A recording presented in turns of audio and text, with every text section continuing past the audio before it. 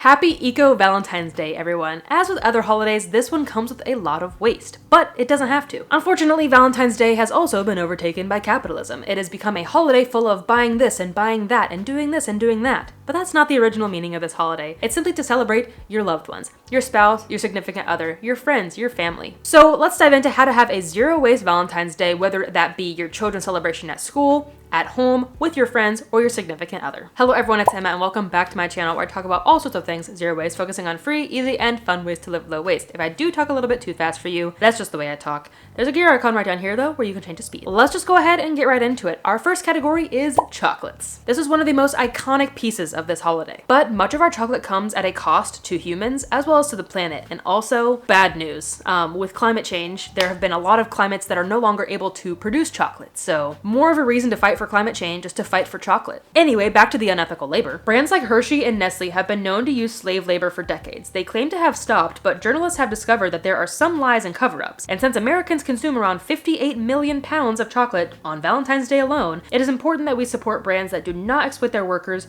on the ground in West Africa, where much of the world's cocoa grows. If you want the sources for this, they are in the blog post that goes along with this video. It is down below. So what you can do here is opt for fair trade, organic, B Corp, and other certifications. If you're like, what do these certifications even mean? You can check out this video next. But basically, in short, these certifications, amongst others, ensure that your chocolate and other products are ethically and sustainably made. They help ensure that companies are true to their word about their commitments to the planet and the people. It certifies that your candy is made ethically and environmentally responsibly. These certifications are great to look for on all of your products all year long. Be sure to look for this certification in person when you're shopping for chocolates this Valentine's Day, but here are some of my favorite brands. We got Tony's Chocolonely, Equal Exchange, Ocho Candy, and Ticho chocolates. But maybe your significant other or your child or your friend doesn't like chocolates. What can you do about the other candies? Well, I have a full video on all of the eco-friendly candy options that you can check out up here. I didn't make it for Halloween, but all of these brands are operating all year long. There are many different things that might make a candy eco-friendly, such as lack of packaging, recyclable packaging, made from food waste, vegan, certified by one of those organizations that we just talked about, and also a candy that they will actually eat and enjoy in order to prevent food waste. Next is flowers, another iconic symbol of Valentine's Day, especially roses. But roses are really bad for the planet. Flowers, depending on where you source them, have a long way to travel, especially in February. If Valentine's Day were to be in the summer where we could grow flowers locally, that would probably be a little less environmentally impactful. But because this is the winter, we do have to ship a lot of our flowers this time of year from other countries, especially the big common flowers like roses, carnations, and chrysanthemums. They are usually grown in South America, where they are flown to Miami, Florida, and then further dispersed within the United States, usually by semi or other truck, but sometimes via plane as well. So I encourage you to opt away from these traditional Valentine's Day themed flowers and instead get something locally sourced. Potentially there's a greenhouse near you that's growing stuff in the winter, or maybe you live in an area of the United States like the South where there are wildflowers already growing. Source something locally grown. Or at the very least, even if you're gonna buy roses, buy them from a local florist instead of heading into Kroger, instead of heading into Walmart or your local big chain grocery store to buy the roses, because it is better for the environment to shop small, and also it's just better like in your heart. At least for me, I feel so much better giving that money to my neighbor, to somebody who's actually a one person run show, than a big corporation who does not care about me or the planet.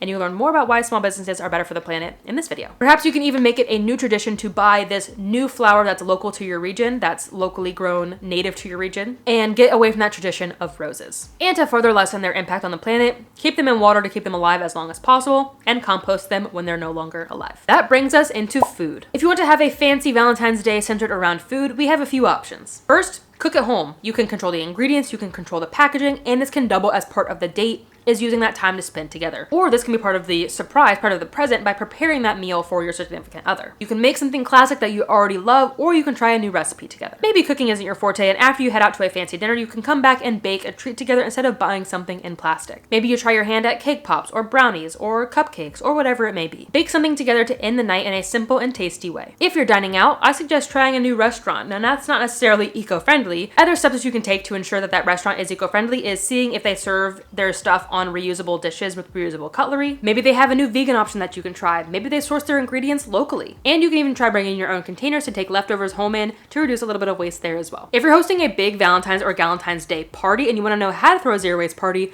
Check out this video next. Now maybe food isn't your ideal date night idea. Here are some more eco date night ideas that you can try this Valentine's Day. You could do a wine tasting or an other alcohol tasting. Again, highly encourage you to check out a local brewery or winery. You could do a chocolate tasting. I didn't know this was a thing until we were in Santa Rosa a couple weeks ago. We found a local chocolatier. Dan was like, do you do tastings? And they said, yeah. We do tastings for 4 or more people. You just have to like schedule and book in advance, and you get to taste a whole bunch of chocolates. How fun and how Valentine's Day themed. You could also take a class together, such as a cooking class, or do something crafty together. You could go to an art museum. You could do an at-home movie night, or go watch a movie at the theater. You could do a craft together at home, something romantic to remind you of each other. You could make candles together. I love doing this with Everly candle refills and more. I have 2 videos now about eco-friendly date ideas that you can check out above and below. All right, I have a few brand ideas for some eco-friendly undergarments if you want to buy something a little special this Valentine's Day. You don't have to sacrifice the planet in the process because a lot of our undergarments, whether they're spicy or regular, are made out of plastic, otherwise known as polyester when it is for our clothing. So opt for some natural undergarments made out of cotton, hemp, recycled materials. A few of my favorite brands include Booty, Subset, Calico, Pact, Eric's, Mate the Label. I like Booty and Tomboy X because they are gender inclusive and have sizes and styles for multiple genders. Next, perfume. This is not something that I personally consume as a chronic migraine girly. I just cannot handle the scents, especially artificial ones. But I know not everybody is willing to forego perfume entirely, so here's what you can do to make it a little bit more eco-friendly. Traditional perfumes do have an environmental cost. Envy Nature writes, according to the Environmental Working Group, some of these synthetic compounds can release volatile organic compounds, or VOCs, into the air. VOCs contribute to air pollution and can negatively affect both your health and the environment. They have been linked to respiratory issues and can contribute to smog formation. So is there a way to avoid these VOCs? Yes. There are some eco and health conscious brands out there, such as Clean Beauty, which is also vegan and cruelty-free and gluten-free, Henry Rose, which is EWG Environmental Working Group certified, One Seed, which is made from plants, and Abbott, which is also vegan. Next is jewelry. Valentine's Day heavily focuses on jewelry, especially diamonds. And maybe I should make a full video on diamonds. If you have an interest, definitely let me know. But from my limited knowledge, diamonds are one of the worst materials on the planet for the environment. I actually mined diamonds. Lab-grown diamonds, pretty sustainable. But when mining diamonds, it is a very environmentally intense. It uses a lot of resources and it also exploits people. They're sometimes known as blood diamonds because of how terrible they are for the people who are mining them. So instead, let's rethink our use of diamonds. I'm not saying to forego them entirely, but shop secondhand, try a lab-grown diamond,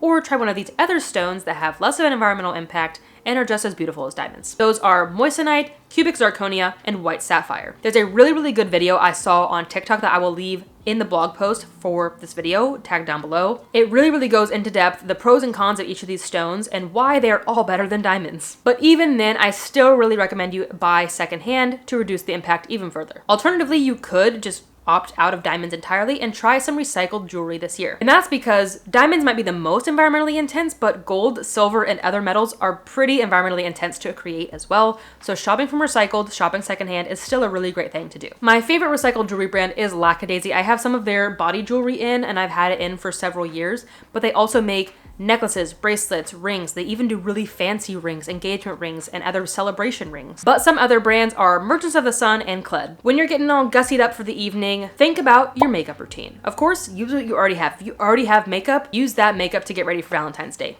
But if you're wanting to buy some new makeup, let's talk about some eco-friendly options. Opt for small, sustainable brands that use plant-based ingredients, reusable packaging, or recyclable packaging. Much of our makeup is made from fossil fuel-derived ingredients and packaged in plastic that is hard or impossible to recycle. This impact really adds up. If you do have empties, however, head to your local Sephora and see if they have a makeup recycling program. Plenty of them do. But if you are looking for some eco-friendly, small, sustainable brands to support in the makeup industry, here are some of my favorites, especially as a non-makeup girly. These brands are very easy to use, very basic, but they also have some amazing fun colors as well that you can try if you're more into makeup than I am. And those brands are Axiology, Zara & Co, and Fat in the Moon. I love them all so much. If drinking alcohol is part of your Valentine's Day celebration, here's how you can do it in a more eco-friendly manner. I'm sure you've caught on to the theme by now because once again, the first tip here is to use what you already have. If you already have a stash at home, use that to make your own mixed drinks at home to save money. Use something that's already been created instead of buying new. And this can be a fun little addition to the date as well, by making this together. Option 2 is to shop locally. Get wine from a local winery, beer from a local brewery, and things of that nature.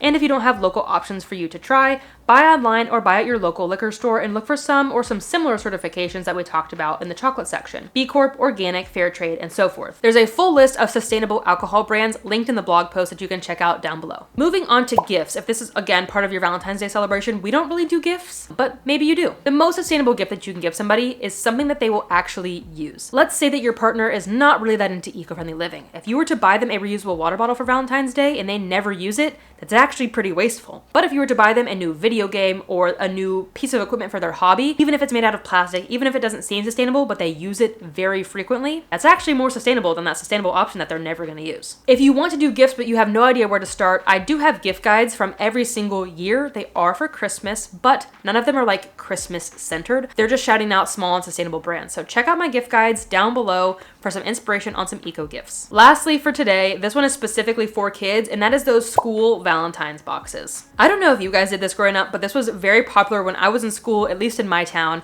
was making little Valentine's boxes for our friends, our classmates to put Valentines in and trade candy and cards with one another. And growing up in a frugal household, I made this sustainable without actually intending to. We would use boxes we already had, typically shoe boxes, but this one's a really good size too, from Earth Hero. I would cover it in stuff like wrapping paper and construction paper that I already had, use paint that I already had, stickers and glitter and markers that I already had. We rarely bought new stuff to make these Valentine's boxes. So do the same thing. Use craft supplies that you already have. And if you don't have enough craft supplies, shop secondhand. Plenty of secondhand stores have craft supplies, and there are also craft specific secondhand stores. I have found them in Minneapolis, in Richmond, Virginia, in Spokane, Cincinnati, Ohio. I have found them pretty much everywhere. I just search like zero waste craft store, secondhand, like reuse craft store, reuse art store, something along those lines to find one near you. Probably my favorite stores on the whole planet. I love secondhand craft stores. They will take anything, no matter how like close to trash it might be, and repurpose it for people to make art out of, and it's so cool. If you can't find something like that, just buy some eco-friendly materials. Like even if you have to go to a Joann or a Michaels or a Hobby Lobby, go in there and buy recycled paper, buy wool yarn, pins made from recycled plastic. Like there are eco-friendly options, even in these big box stores as well, to still lessen your impact. Or you could also try your local Buy Nothing group. If you have never heard of these groups before, if I have cards, it is linked above. This is a group where you trade with your neighbors. You can give stuff away for free, you can receive stuff for free. So get on this group, ask, hey, does anybody have any Valentine's Day themed craft supplies? And see if you can acquire some that way. And then if your child does participate in this, take the box home, recycle as much of it as you can. And then same with the cards. I never kept any of the cards growing up, but instead of throwing them away, please recycle them to lessen the impact even further. And that brings us to the end. If you have more tips for having an eco-friendly Valentine's Day, leave them down below, whether that's for kids, whether that's for a spouse, or for Galentine's Day. I'm sure there are many more ideas where this came from. At the end of the day, let's try to return this holiday and others to their true meaning. To celebrate time with friends, quality time together, to spend time with our loved ones, and to celebrate love. Let's break away from consumerism as much as possible and just focus on spending time together. Celebrate one another and not the stores that you shop at. I hope that you have a lovely holiday spending time with your loved ones, and celebrate all of the love in your life, not just your significant other, your kids, your friends, your family. Thank you so much for watching. I really hope that you enjoyed this video. If you did, don't forget to give it a thumbs up. And if you're new here, don't forget to subscribe. I talk about all sorts of things zero waste, and I do focus on making zero waste free, easy, and fun. Thank you once again. I will see you in the next video, but until then, remember that your small actions make a big difference in the long run. Bye, guys. Especially big ones like roses, Gosh, it's getting really dark. Is it gonna rain? I was about to head to the farmer's market. There's a bird at my window. Hello, bird. A new bird. I've never seen that bird before.